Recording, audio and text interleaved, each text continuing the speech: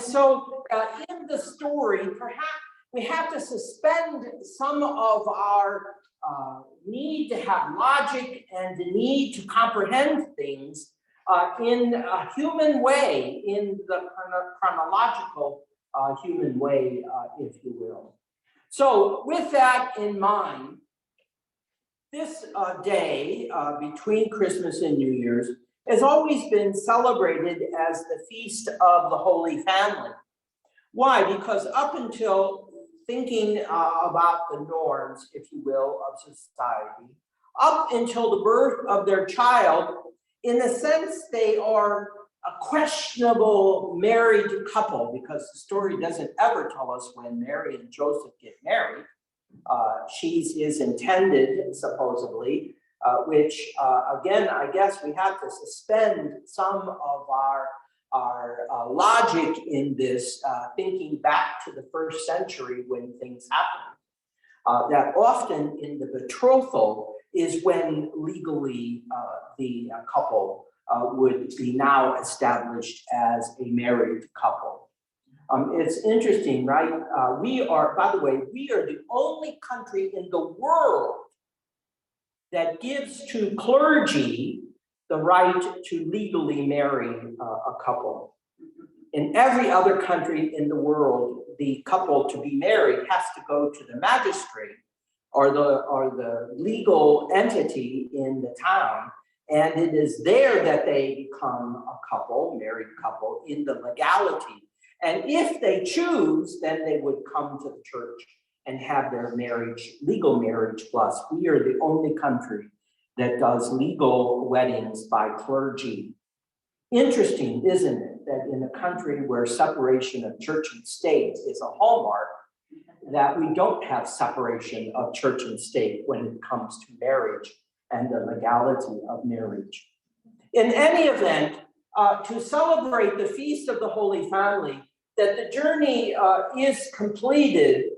And what's interesting is that in this Christmas story, as the shepherds get this message from the angels, they're to go to Bethlehem, and there they will see words having evidence. They will see what happens. And I often imagine, what do they see when they get there?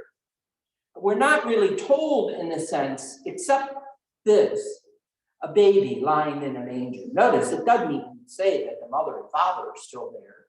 It just says a baby in the manger. Perhaps the impression that we get is that the vulnerability and the danger that surrounds the birth of this child is something that we shouldn't pass so quickly by. Meaning, by the way, Christmas decorations should not be taken down until at least January the 6th. My father wanted to take them down the day after Christmas.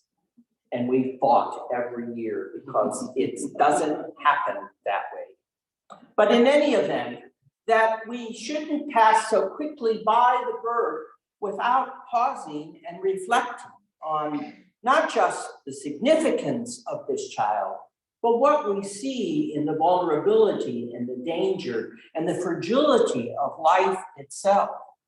That life is very fragile, especially for newborns. As I told the story in Christmas of having an experience of being in the birthing room with a family and seeing how fragile this tiny, tiny baby, newborn, and the way that already the mother and father began to love it in a very powerful way. So one, that we don't pass the birth so quickly without a reflection on the fragility of life, the value of life, the danger that also surrounds life itself. As we know, right, if you read Matthew's gospel of this, that already Herod plots to destroy this newborn, and the genocide begins to take place in Bethlehem, especially if you read Matthew's gospel. So here are Mary and Joseph and this child. And through these centuries, the biblical vision of this moment in time of Mary and Joseph and a baby The biblical vision becomes the norm that society now sets for understanding family. And so you will find in the literatures, I did some research on it, that the definitions, biblical definitions, are a father and a mother and a child as defining what family is about. Legally, if you look through the literature, it doesn't, well, I guess it does in some ways, still define family as a man and a woman and children, one or two at the most. But in that story of the biblical tradition setting the norm for society, well, it's interesting that if you read this text in Colossians that we had today, if you don't know this, that the next verses right after this, that sometimes have been read on Holy Family Sunday, begins this way: wives, be submissive to your husbands. And it outlines clearly the relationships and the nature of relationship that should exist in a, quote, biblical marriage where wives are submissive. And through the Catholic tradition, we can pick this up by looking at Mary as a submissive, humble, not very outspoken woman, because that's how it should be. Women should not be very outspoken and are often looked down on in tradition and history for being outspoken. Again, the clash that comes between what the biblical tradition and what our experience of life itself in the world, certainly up to the time of, well, I think of my grandmother. She birthed 4 children. Her husband was a red cap at Union Station in St. Louis for all that time. She did not work. She never learned to drive. Why? Because the husband always took care of her, right? That's how it went. And inasmuch as her husband always took care of her, she took care of the home. That was the tradition. Thankfully, she took care of me at home because you see, in the next generation, my mother and father's generation, during the war, my mother went to work, as women did during World War II. They needed to work because many of the men were off fighting the battles of that time, World War II. And so my mother worked. So my grandmother, when I was born and began to grow up, moved in with us.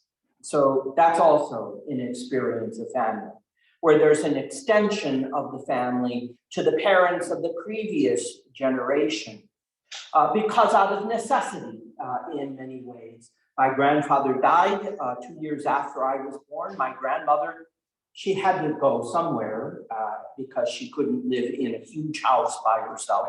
So she moved in with us. I am thankful for that because my grandmother, well, she often said, this is how I should say it. This is probably why I got coal in my stocking, as I told in the Christmas story. She taught me to stand up for myself and to fight for myself, because I would come home crying that some bully in the neighborhood had beat up on me. And she said, don't come home crying to me.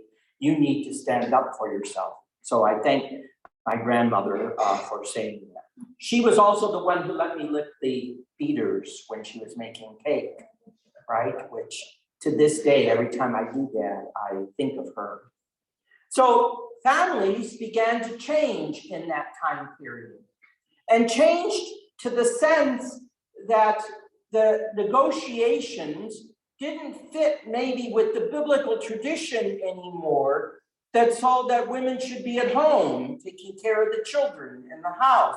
Because women now, not that the Bible ever said women should not work outside the home, women indeed began to work outside the home. And a whole new way of thinking about family began to develop.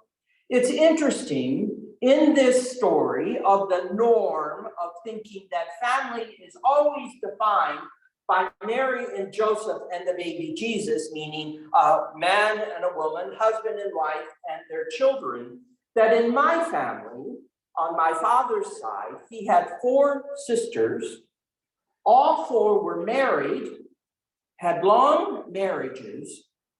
None of them had children. I never asked why, because I was quite happy to be the nephew, the only nephew in the family, and to have 4 aunts doting over me all the time. So that was always, thank God, I was the only nephew, as much as I was thought about. And only one aunt finally told me why, that she had had either rheumatic fever or rubella or something when she was a little girl, and therefore she could not have children. Well, did that mean that my 4 aunts with no children, even though they had long marriages, could not be considered family? In society's norm, no, because a family should only look like husband, wife, and children. So that always disturbed me when we celebrated Holy Family Sunday, of thinking how many couples out there. I know at least 3 couples of friends in my life that have been married over 50 years and have no children. One couple very generously has taken to adopting children in an orphanage in Mexico. And that's what happens, right? So how does that work, expanding the idea of family, when now couples who are childless adopt children? So now family begins to change again. To make a long story short, I'm leading to the point where our understanding of the biblical tradition of, quote, what constitutes a holy family in many ways becomes the norm in society, so that when the shape and form of families begins to change, that somehow or another doesn't not only cause us to be uncomfortable, but often resistive. And resistive to the point where we're unable now to think outside the biblical box of mother, father, child, to think that it can not only include couples without children, but it might also include families where there's only one parent, a mother with no husband, and a child or children. Or, as myself and Steve found out, could it be 2 men and 2 women now defining what marriage is about? He got seriously ill and went to the hospital, and so I wanted to go into the hospital room with him, and discovered very quickly that because I was not biologically connected to him, that they were not going to let me into the hospital room. We immediately went to a lawyer and had all the legal papers drawn up that now gave me power of attorney and medical power of attorney, so that I could go in or he could go in if needed, because, quote, society did not recognize our relationship as a same-sex couple. Finally, as I shared with some, when I proposed to him 8 years ago to be married, we had to go outside of Arizona because Arizona would not recognize our relationship as a legal marriage. Of course, we went to Hawaii to get married, so I guess that wasn't so bad after all, because they had just changed their domestic partnership to a legal recognition of marriage. And then by October of that year, 2014, 2015, marriage then, thankfully, for a reinterpretation of the 14th Amendment, allowed legal marriage to exist for women, same-sex couples in the country. Again, redefining what family looks like and how family is going to be. There are still states that will not allow gay couples, lesbian couples, to adopt children, because somehow or another, the norm set by the Bible of a man and a woman still rules some of the laws of our country that fails to recognize that two men or two women can be as powerfully loving of parents as a man and a woman in a family. So I want to suggest that a holy family, while it has a norm according to the way that society wants to think about it, has actually changed in the last 2,000 years. So that the expansion of the idea of what constitutes a holy family might have many, many different shapes and forms. The traditional, one man, one woman, child, husband and wife, man and woman, single parent, same-sex couples, might be even a single person, can be a holy family. Perhaps that's stretching for me, because family means that there is a relationship that exists amongst us in not just a legal way, but more powerfully in a spiritual and emotional way.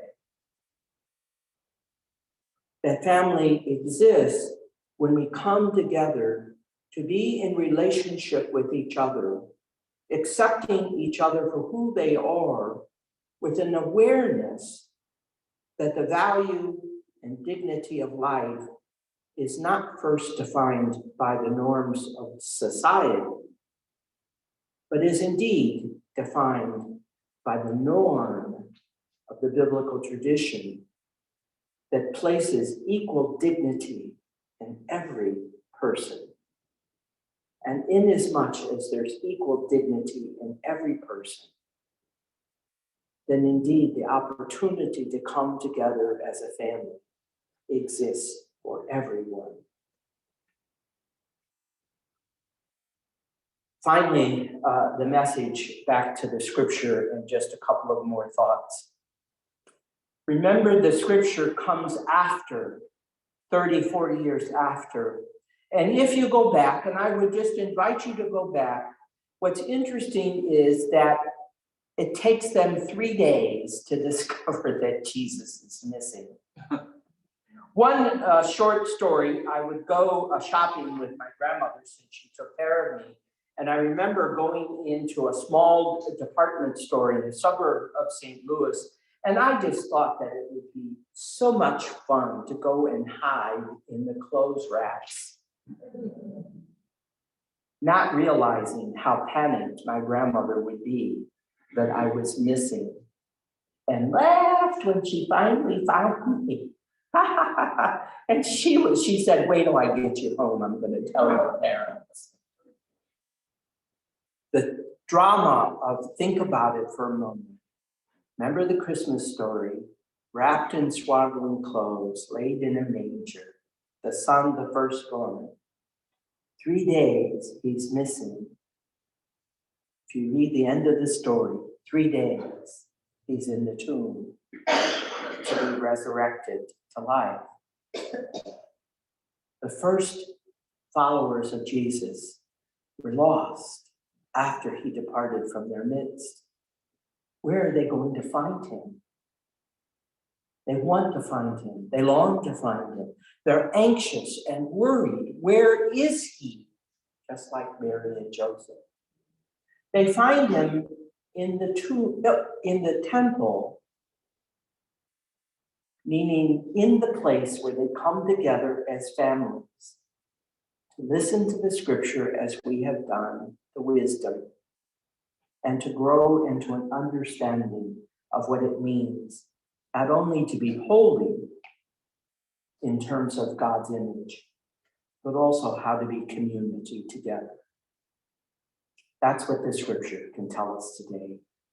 And what it opens up for us, hopefully, is an awareness of the power of God to create family, even if it looks different than the society's norms.